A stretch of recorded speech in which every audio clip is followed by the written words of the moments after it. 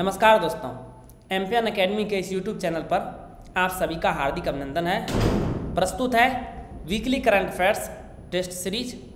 दोस्तों, इस वीडियो में हम लोग 8 से लेकर 15 मार्च 2021 तक के समसामयिक घटनाक्रम पर आधारित 30 महत्वपूर्ण मल्टीपल चॉइस क्वेश्चंस को हिंदी और इंग्लिश दोनों भाषाओं में व्याख्या के साथ हल करेंगे। पहला प्रश्न है, प्रधानमंत्री नरेंद्र मोदी ने आज़ादी के अमृत महोत्सव इंडिया एट 75 का उद्घाटन किस राज्य में किया? In which state did prime minister Narendra Modi launch the Amrit Mahotsav of independence India at 75? The right answer is option number B, Gujarat में। 12 मार्च को अहमदाबाद के साबरमती आश्रम में प्रधानमंत्री ने साबरमती आश्रम से पद यात्रा यानी स्वतंत्रता मार्च की शुरुआत की। 240 मील की यह यात्रा 25 दिन में 5 अप्रैल को समाप्त हुई। 12 मार्च 1930 को ही महात्मा गांधी ने साबरमती आश्रम से दांडी मार्च की शुरुआत की थी। आज़ादी का अमृत महोत्सव भारत की स्वतंत्रता की 75वीं वर्षगांठ मनाने हेतु भारत सरकार द्वारा आयोजित कार्यक्रमों की एक श्रृंखला है। ये कार्यक्रम 15 अगस्त 2022 से 75 सप्ताह पूर्व आयोजित किए जा रहे हैं। विश्व के सबसे शक्तिशाली सुपर कंप्यूटर का नाम क्या है जिसे वैज्ञानिकों ने हाल ही में पूरी तरह से विकसित कर लिया है? What is the name of the world's most powerful supercomputer which scientists have recently developed fully? The right answer is option number C, इसका नाम है फुगाकू। जापानी वैज्ञानिक अनुसंधान संस्थान रिकेन और फजिस्तु ने जापान की कंप्यूटिंग अवसंरचना में वृद्धि करने के उद्देश्य से करीब 6 वर्ष पूर्व इस सुपर कंप्यूटर पर कार्य करना शुरू किया था। किसे भारत का मुख्य सांख्यिकीविद नियुक्त किया गया है? Who has been appointed as the chief statistician of India? The right answer is option number D, ये हैं डॉक्टर जीपी सामंत। वर्तमान में ये आरबीआई के सांख्यिकी एवं सूचना प्रबंधन विभाग में सलाहकार के तौर पर कार्य कर रहे हैं। सांख्यिकी तथा कार्यक्रम कार्यान्वयन मंत्रालय के सचिव को भारत का मुख्य सांख्यिकीविद यानी CSI chief statistician of India कहा जाता है। किस देश के प्रधानमंत्री हामिद बाकायोका का जर्मनी के एक अस्पताल में निधन हो गया? Hamed Bakayoko the prime minister of which country has passed away in a hospital in Germany? The right answer is option number C, ये आइवरी कोस्ट के प्राइम मिनिस्टर थे। मैप को बहुत ध्यान से देखिएगा। ये जो कंट्री आपको दिख रही है कोट डी आइवर, इसे ही आइवरी कोस्ट कहा जाता है और इसी के प्रधानमंत्री हामिद बाकायोका का निधन हो गया है। यह देश पश्चिम अफ्रीका के तट पर स्थित एक देश है। ध्यान से मैप को देखेंगे तो उत्तर में आपको माली और बुर्किना फासो मिलेगा, पूर्व में घाना, दक्षिण में गिनी की खाड़ी, दक्षिण पश्चिम में लाइबेरिया और उत्तर पश्चिम में गिनी मिलेगा। तो इससे संबंधित मैप को अच्छे से प्रैक्टिस कर लीजिएगा। हाल ही में किस देश ने एस्टरएक्स नाम से अपना पहला अंतरिक्ष सैन्य अभ्यास शुरू किया है? Which country has recently started its first space military exercise named AsterX? The right answer is option number C. France ने अपने उपग्रहों की रक्षा क्षमता का परीक्षण करने के लिए पहला अंतरिक्ष सैन्य अभ्यास शुरू किया है। यह सैन्य अभ्यास अमेरिका और चीन के बाद दुनिया की तीसरी बड़ी अंतरिक्ष शक्ति बनने की फ्रांस की रणनीति का एक हिस्सा है। कमेंट में लिख के बताइए कि भारत का पहला सिमुलेटेड अंतरिक्ष युद्ध अभ्यास जो था उसका नाम क्या है? दोस्तों, 67वीं बीपीएससी 2021 प्रीलिम्स एग्जाम के लिए जरूरी साल भर के करंट अफेयर्स को यानी नवंबर 2020 से लेकर अक्टूबर 2021 तक के करंट अफेयर्स को आप मात्र 15 घंटे में पूरा रिवाइज कर सकते हैं। कैसे? एमपीएन एकेडमी के करंट अफेयर्स पीडीएफ से। और ये काफ़ी ऑथेंटिक है। देखिए कैसे। Weekly current affair test series आप सभी जान रहे हैं, एमपीएन एकेडमी के यूट्यूब चैनल पर नेशनल और इंटरनेशनल करंट अफेयर्स का MCQ जारी होता है। इसमें कुल 50 PDF मिलेगा। 12 महीने का 48 PDF, एक इकोनॉमिक सर्वे और एक बजट। तो हर एक PDF में आपको लगभग 6 मिनट का समय लगेगा। तो कुल 5 घंटे में आप weekly current affair test series पूरे साल भर के रिवाइज कर सकते हैं। उसी के साथ साथ monthly current affair short notes Hindi में जारी होता है PDF केवल। ये इसका वीडियो जारी नहीं होता है, नेशनल और इंटरनेशनल वर्जन का। इसमें आपको 12 महीने का 12 PDF मिलेगा। एक PDF में आपको 25 मिनट का समय लगेगा, यानी कुल समय लग गया इसमें भी 5 घंटे। उसी प्रकार से बिहार करंट अफेयर्स आपको मंथली PDF मिलेगा, 14 PDF मिलेगा, 12 महीने का 12 PDF और साथ साथ में एक इकोनॉमिक सर्वे और एक बजट का। तो 22 मिनट लगेगा लगभग एक PDF में। तो इस प्रकार से इसमें भी लगभग 5 घंटे का समय लगेगा, यानी current affair test series weekly वाला इसमें 5 घंटे, monthly current affair short notes, इसमें भी 5 घंटे, और बिहार मंथली करंट अफेयर्स, इसमें भी आपको 5 घंटे का वक्त लगेगा। कितना ऑथेंटिक है ये, इससे आप देख सकते हैं कि 66वीं यूपीएससी प्रीलिम्स में weekly current affair test series से 19 प्रश्न आए हैं। उसी प्रकार से monthly current affair short note से 7 प्रश्न आए हैं 66वीं यूपीएससी प्रीलिम्स एग्जाम में, और बिहार मंथली करंट अफेयर से 10 प्रश्न आए हैं। इस प्रकार से कुल 36 प्रश्न हमारे एमपीएन एकेडमी के करंट अफेयर्स के पीडीएफ से टैली हुए हैं 40 में से, यानी 90% स्ट्राइक रेट रहा है इस बार। दोस्तों ये पीडीएफ आपको मिलेगा कैसे? संपूर्ण व्याख्या के साथ करंट अफेयर्स पीडीएफ पाने के लिए आपको मात्र 600 रुपीज़ का एक बार वन टाइम पेमेंट करना है, और आपको सारे PDF, weekly current affair test series, monthly current affair short notes और बिहार मंथली करंट अफेयर्स मिल जाएंगे। तो किस प्रकार से पेमेंट करना है? बैंकिंग डिटेल दिया हुआ है, प्रियंका कुमारी के नाम से अकाउंट है, यहाँ पर आई नहीं है, ध्यान में रखिएगा प्रियंका में, और आईएफएससी कोड, अकाउंट नंबर दोनों दिया गया है। पेटीएम, फ़ोनपे या यूपीआई से पेमेंट करना चाहें तो नंबर दिया गया है 7366005556। गूगल पे से भी पे कर सकते हैं, सेमी नंबर है, निशा रानी के नाम से अकाउंट रहेगा गूगल पे। आपको करना क्या है? ट्रांजैक्शन के स्क्रीनशॉट को टेलीग्राम नंबर, सेमी नंबर है 7366005556 पे भेज देना है। आपको pad Telegram group MPN academy premium में ऐड कर दिया जाएगा। यदि आपको टेलीग्राम पे ये नंबर नहीं मिल रहा है तो व्हाट्सअप सेमी नंबर है, इस पर मैसेज कीजिए, आपको जोड़ दिया जाएगा, वहीं पर आपको पीडीएफ भी मिलना शुरू हो जाएगा। प्रिज्म नामक एक पोर्टल की स्थापना किसके द्वारा की गई है? A portal named prism has been set up by, the right answer is option number B, विज्ञान और इंजीनियरिंग अनुसंधान बोर्ड, science and engineering research board, SERB. तो प्रिज्म का फुल फॉर्म क्या है? Project information systems and management.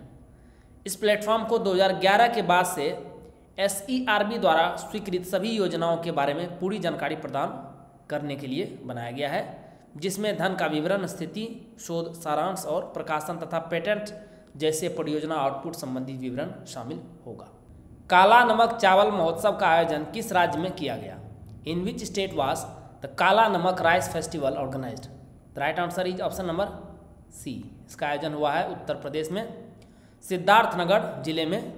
3 दिवसीय महोत्सव का आयोजन 13 मार्च से शुरू हुआ। इस चावल महोत्सव कार्यक्रम का आयोजन एक जनपद एक उत्पाद के तहत चयनित उत्पादों को आत्मनिर्भर भारत अभियान और लोकल फॉर वोकल के रूप में बाजार में बढ़ावा देने और ब्रांड बनाने के लिए किया गया है। काला नमक चावल पूर्वी उत्तर प्रदेश क्षेत्र में उगाया जाता है। काला नमक चावल को भौगोलिक संकेतक यानी GI टैग भी प्राप्त हुआ है। ध्यान में रखिएगा, इस चावल को बुद्ध चावल भी कहा जाता है। हाल ही में यूपी ने सिंगापुर को 20 टन काला नमक चावल का निर्यात किया है। केंद्रीय प्रदूषण नियंत्रण बोर्ड CPCB द्वारा देश के 112 सबसे प्रदूषित स्थलों में से किस राज्य या केंद्र शासित प्रदेश को पहला स्थान दिया गया है? विच स्टेट और UTs have been ranked first among the 112 most polluted sites in the country by the Central Pollution Control Board CPCB? The right answer is option number B. Orissa को दिया गया है यह स्थान। यहाँ पर 23 दूषित साइट है और ये नंबर 1 है रैंक में दूषित साइटों के मामले में। उत्तर प्रदेश को 21 दूषित साइटों के साथ दूसरा और दिल्ली को तीसरा स्थान मिला है। वित्त मंत्रालय ने अनिवार्य ई-इनवॉइस की सीमा को 100 करोड़ रुपए से घटाकर कितना कर दिया है? The finance ministry lowered the threshold for mandatory e-invoicing from 100 crore rupees to, the right answer is option number C, 50 crore रुपए कर दिया गया है।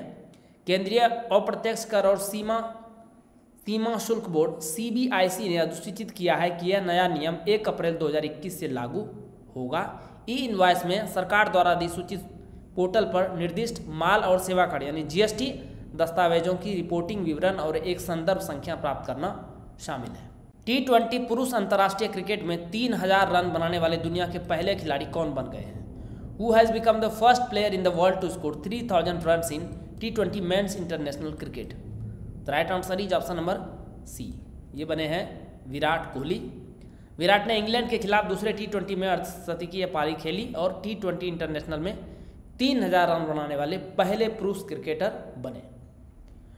कोहली के अलावा महिला क्रिकेट में यह कारनामा पहले ही हो चुका है। महिला T20 इंटरनेशनल में न्यूजीलैंड की महिला दिग्गज बल्लेबाज सूजी बेट्स T20 इंटरनेशनल में 3000 रन पूरा करने वाली दुनिया की पहली क्रिकेटर बनी है 2018 में ही। और दूसरे नंबर की महिला क्रिकेटर है वेस्ट इंडीज़ की बल्लेबाज स्टेफनी टेलर। तो ये ओवरऑल देखेंगे तो तीसरे खिलाड़ी बने हैं, लेकिन पुरुष में पहले। अंतर्राष्ट्रीय क्रिकेट के सभी प्रारूपों में 10,000 रन बनाने वाली पहली भारतीय महिला खिलाड़ी कौन बन गई है? Who has become the first Indian woman player to score 10,000 run in all formats of international cricket? The right answer is option number A. ये बनी है मिताली राज। मिताली राज ने दक्षिण अफ्रीका के विरुद्ध चल रही एक दिवसीय अंतर्राष्ट्रीय सीरीज में यह महत्वपूर्ण उपलब्धि हासिल की है। यह पहली महिला क्रिकेटर भी है जिनका अंतर्राष्ट्रीय करियर 20 साल से अधिक समय तक चला है। वैसे ओवरऑल में देखेंगे वर्ल्ड ओवर में तो ये दूसरी खिलाड़ी बनी है जिन्होंने सभी प्रारूपों में 10,000 रन बनाए हैं। इंग्लैंड की चार्लोट एडवर्ड्स अब तक एकमात्र ऐसी महिला क्रिकेटर थी जिन्होंने यह महत्वपूर्ण उपलब्धि हासिल की थी। महिला वनडे इंटरनेशनल क्रिकेट में 7,000 रन बनाने वाली पहली क्रिकेटर कौन बन गई है पूरी दुनिया की? Who has become the first cricketer to score 7,000 run in women's ODI international cricket? The right answer is option number A, Mithali Raj ही इसका भी जवाब होगा। भारतीय कप्तान मिताली ने दक्षिण अफ्रीका के खिलाफ वनडे सीरीज के चौथे मैच के दौरान अपने 213वें मैच में 7,000 रन पूरे किए। सेकेंड नंबर पे यानी इसके बाद जो स्थान आता है वो इंग्लैंड की चार्लोट एडवर्ड्स का आता है जिन्होंने 5,992 रन बनाए हैं और इन्होंने 2016 में ही रिटायरमेंट ले लिया है। किस अभिनेता को प्रतिष्ठित 2021 FIAF अवार्ड से सम्मानित किया गया है? Which actor has been honoured with the prestigious 2021 FIAF award? The right answer is option number D, Amitabh Bachchan. Amitabh international federation of film archives FIAF पुरस्कार से सम्मानित होने वाले पहले भारतीय बने हैं। इन्हें यह पुरस्कार फिल्म विरासत के संरक्षण और इनके योगदान और समर्पण हेतु दिया गया है। बीमा क्षेत्र में विदेशी निवेश की सीमा 49% से बढ़ाकर कितनी कर दी गई है? The foreign investment limit in the insurance sector has been increase from 49% to how much? The right answer is option number A, इसे बढ़ा दिया है 74% तक। 10 मार्च को हुई बैठक में केंद्रीय कैबिनेट ने बीमा क्षेत्र में विदेशी निवेश की सीमा 49% से बढ़ाकर 74% बनाने के लिए बीमा कानून 1938 में संशोधन को मंजूरी दे दी है। साल 2015 में बीमा क्षेत्र में FDI की सीमा 26% से बढ़ाकर 49% की गई थी। भारत के पहले वन चिकित्सा केंद्र का उद्घाटन किस राज्य में किया गया है? In which state has the first forest healing centre of India been inaugurated? The right answer is option number B, Uttarakhand. लगभग 13 एकड़ क्षेत्र में फैला रानीखेत का यह केंद्र प्राचीन भारतीय परंपरा एवं वन चिकित्सा के लिए जापान की फॉरेस्ट बाथिंग तकनीक पर आधारित है। इस केंद्र के कार्यों में वन वॉकिंग, ट्री हगिंग और फॉरेस्ट मेडिटेशन जैसी कई गतिविधियां शामिल हैं। ऑस्ट्रेलिया ने भूरे कोयले से हाइड्रोजन के उत्पादन के लिए किस देश के साथ समझौता किया है? Australia has tied up with which country to produce hydrogen from brown coal? The right answer is option number C, ये समझौता किया गया है जापान के साथ। जापान और ऑस्ट्रेलिया ने 390 मिलियन अमेरिकी डॉलर के इस पायलट प्रोजेक्ट के लिए सहयोग किया है। इसका उद्देश्य यह दिखाना है कि तरलीकृत हाइड्रोजन यानी लिक्विड हाइड्रोजन का व्यावसायिक रूप से उत्पादन किया जा सकता है और इसे विदेशों में सुरक्षित रूप से निर्यात भी किया जा सकता है। सिप्री की ताज़ा रिपोर्ट के अनुसार भारत ने पिछले 5 साल में विदेशों से हथियारों के आयात में कितने प्रतिशत की कटौती की है? According to the latest report by SIPRI, by what percentage has India cut arms imports from abroad in the last 5 years? The right answer is option number B, 33% की कटौती की गई है।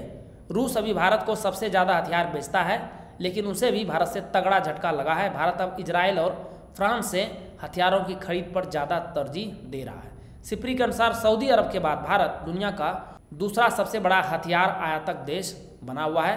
भारत के बाद मिस्र, ऑस्ट्रेलिया और चीन का नंबर आता है। WHO से इमरजेंसी इस्तेमाल की मंजूरी पाने वाला जॉनसन एंड जॉनसन कोविड-19 वैक्सीन कौन सा कोरोना वैक्सीन बना? जॉनसन एंड जॉनसन कोविड-19 vaccine become which corona vaccine to get the approval from the WHO for emergency use? The right answer is option number B, ये तीसरा vaccine बना है। तो पहली 2 वैक्सीन कौन कौन सी है? इससे पहले फाइजर बायोनटेक की कोमिरनाटी और एस्ट्राजेनेका ऑक्सफोर्ड की कोविशील्ड वैक्सीन को मंजूरी दी गई थी। WHO ने 12 मार्च को अमेरिकी दवा कंपनी जॉनसन एंड जॉनसन की सिंगल डोज, ध्यान में रखिएगा, सिंगल डोज कोरोना वैक्सीन के इमरजेंसी इस्तेमाल को मंजूरी दी है। जॉनसन एंड जॉनसन के टीके की खास बात यह है कि इसमें 2 खुराक के बजाय केवल एक ही खुराक की आवश्यकता होगी। बाकी जो 2 टीके हैं उसमें 2 खुराक लगाए जाने की आवश्यकता होती है। रूस की रोस्कोस्मोस स्पेस एजेंसी ने एक अंतर्राष्ट्रीय चंद्र अनुसंधान स्टेशन स्थापित करने के लिए किस देश के साथ समझौता किया है? Russia's Roscosmos space agency has tied up with which country to establish an international lunar research station? The right answer is option number A. चीन के साथ समझौता हुआ है। अंतर्राष्ट्रीय चंद्र विज्ञान स्टेशन अनुसंधान और प्रयोगात्मक सुविधाओं का एक परिसर होगा जो सतह पर या चंद्रमा के कक्ष में बनाया जाएगा। निम्न में से किस केंद्रीय मंत्री को हाल ही में प्रादेशिक सेना में कैप्टन बनाया गया है? Which of the following union ministers has recently been appointed as captain in the territorial army? The right answer is option number B, Anurag Thakur. वित्त और कॉरपोरेट मामलों के केंद्रीय राज्य मंत्री हैं। ये देश के पहले सांसद बन गए हैं जो बतौर सांसद सेना में रेगुलर कमीशन ऑफिसर के रूप में कैप्टन बने हैं। हिमाचल प्रदेश के हमीरपुर से 4 बार से सांसद अनुराग ठाकुर को जुलाई 2016 में तत्कालीन सेना प्रमुख दलबीर सिंह सुहाग ने लेफ्टिनेंट के तौर पर प्रादेशिक सेना में शामिल किया था। ठाकुर को पदोन्नति देकर 124 सिख रेजिमेंट में कैप्टन नियुक्त किया गया है। नेपाल सुप्रीम कोर्ट ने हाल ही में फैसला सुनाते हुए नेपाल कम्युनिस्ट पार्टी की जिम्मेदारी किसे सौंप दी है? Nepal supreme court while delivering its verdict recently handed down the responsibility of the communist party of Nepal to whom? The right answer is option number A, Rishi Patel. यही है। जस्टिस कुमार रेग्मी और गोम कुमार श्रेष्ठ ने करीब 3 साल पुराने मामले पर फैसला सुनाया। कटेल ने ही मई 2018 में केपी शर्मा ओली और पुष्प कुमार दहल की नेपाल कम्युनिस्ट पार्टी को रजिस्टर करने के चुनाव आयोग के फैसले को चुनौती दी थी। कटेल ने ही ओली और प्रचंड की नेपाल कम्युनिस्ट पार्टी के गठन से पहले चुनाव आयोग में इसका पंजीकरण अपने नाम पर करवाया था। इसके साथ ही शीर्ष अदालत ने कम्युनिस्ट पार्टी के 2 धड़ों communist party of Nepal unified Marxist Leninist और communist party of Nepal Maoist centre को 2 अलग अलग दलों में विभाजित करने का रास्ता खोल दिया है। उत्तराखंड के नए मुख्यमंत्री के रूप में किसने शपथ ली है? Who has been sworn in as the new chief minister of Uttarakhand? The right answer is option number B, ये बने हैं तीरथ सिंह रावत। यही है। उत्तराखंड के पूर्व मुख्यमंत्री त्रिवेंद्र सिंह रावत के इस्तीफे के बाद हाल ही में गढ़वाल से सांसद तीरथ सिंह रावत ने राज्य के 10वें मुख्यमंत्री के रूप में शपथ ली है। त्रिवेंद्र सिंह रावत ने इस्तीफा क्यों दिया? क्योंकि इनकी कार्यशैली को लेकर भाजपा के कुछ विधायकों और सांसदों में असंतोष की खबरें आई थी। भारत और उज्बेकिस्तान के बीच सैन्य अभ्यास दस्तलिक के दूसरे चरण का आयोजन किस राज्य में किया गया? In which state the second phase of the military exercise Dustlik was conducted between India and Uzbekistan? The right answer is option number B, Uttarakhand में इसका आयोजन हुआ है रानीखेत में। विदेशी प्रशिक्षण नोड चौबटिया में 10 से 19 मार्च के बीच में इसका आयोजन किया गया। इस संयुक्त सैन्य अभ्यास का पहला संस्करण नवंबर 2019 में ताशकंद उज्बेकिस्तान में आयोजित किया गया था। 2030 डिजिटल कंपास योजना किसने जारी की है? 2030 digital compass scheme is released by? The right answer is option number D, European union ने। इस योजना के तहत यूरोपीय संघ ने इस दशक के अंत तक अत्याधुनिक सेमीकंडक्टर के वैश्विक उत्पादन के तकरीबन 20% अथवा 5वें हिस्से का उत्पादन करने का लक्ष्य निर्धारित किया है। आगामी 5 वर्षों में यूरोपियन यूनियन का पहला क्वांटम कंप्यूटर भी बनाया जाएगा। किस बैंक ने हाल ही में स्मार्टअप उन्नति नाम से एक कार्यक्रम की शुरुआत की घोषणा की है? Which bank has recently announce the launch of a programme called SmartUp Unnati? The right answer is option number C, HDFC bank. इसके तहत HDFC बैंक की डोमेन विशेषज्ञ एवं वरिष्ठ महिला कर्मी आगामी 1 वर्ष में महिला उद्यमियों को परामर्श संबंधी सेवाएं प्रदान करेगी। यानी ये वुमेन के लिए प्रोग्राम है। स्मार्टअप उन्नति कार्यक्रम के तहत प्रारंभ में 3000 महिला उद्यमों को लक्षित किया जाएगा। पेंच टाइगर रिजर्व PTR किस राज्य में स्थित है? In which state is the Pench tiger reserve PTR located? दोस्तों, इस प्रश्न का जवाब मैं नहीं दे रहा हूँ, इसे आप कमेंट बॉक्स में लिख के बताएंगे। एक्सप्लेनेशन में दे रहा हूँ, आप इससे समझ जाइए कि इसका जवाब क्या होगा। यह रिजर्व मध्य प्रदेश के सिवानी और छिंदवाड़ा जिलों में सतपुड़ा पहाड़ियों के दक्षिण छोर पर स्थित है और महाराष्ट्र के नागपुर जिले तक विस्तारित है। वर्ष 1975 में इसे महाराष्ट्र सरकार द्वारा एक राष्ट्रीय उद्यान घोषित किया गया था और 1998-99 में इसे एक टाइगर रिजर्व की मान्यता प्रदान की गई थी। पेंच टाइगर रिजर्व के मध्य प्रदेश स्थित हिस्से को वर्ष 1992-93 में ही टाइगर रिजर्व का दर्जा दे दिया गया था। पेंच नदी पेंच टाइगर रिजर्व के बीच से होकर गुजरती है। यह नदी उत्तर से दक्षिण की ओर बहती है तथा संपूर्ण रिजर्व को पूर्वी और पश्चिमी हिस्सों में विभाजित करती है। न्यूज़ में क्यों है? बाघिन अवनी की मादा शावक, जिसे नवंबर 2018 में आदमखोर घोषित करने के बाद गोली मार दी गई थी, महाराष्ट्र के नागपुर जिले के पेंच टाइगर रिजर्व में रीवेल्डिंग के 2 साल के बाद जंगल में छोड़ दी गई है। तो इस प्रश्न का जवाब आप कमेंट बॉक्स में जरूर लिखिए।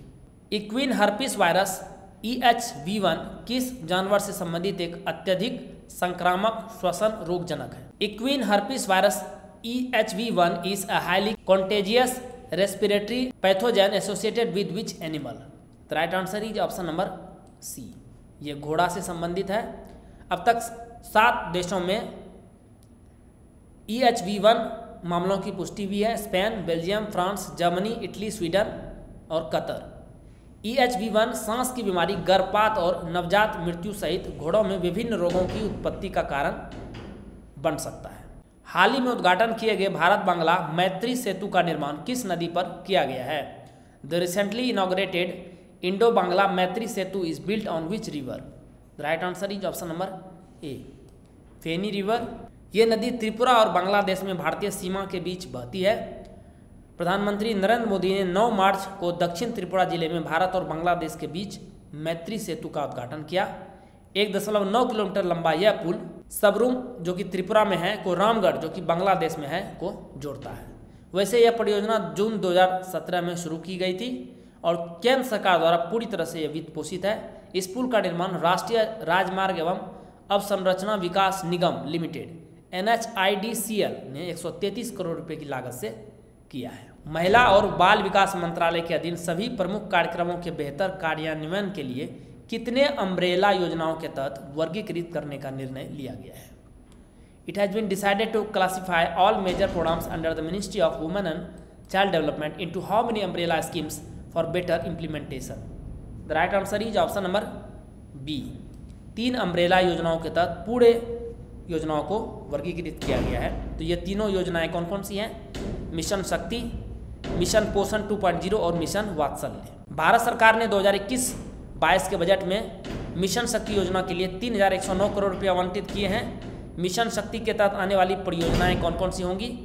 1 स्टॉप सेंटर, महिला पुलिस वॉलंटियर, बेटी बचाओ बेटी पढ़ाओ, महिला हेल्पलाइन और प्रधानमंत्री मातृ वंदन योजना। सरकार मिशन पोषण 2.0 को लॉन्च करने के लिए पोषण अभियान और पूरक पोषण कार्यक्रम का विलय करेगी। मिशन पोषण 2.0 पोषण सामग्री आउटरीच, वितरण और परिणामों को मजबूत करने के तरीकों और उपायों पर ध्यान देगा। 2021-22 के बजट में सरकार ने मिशन पोषण 2.0 के लिए 20,105 करोड़ रुपए की राशि आवंटित की है।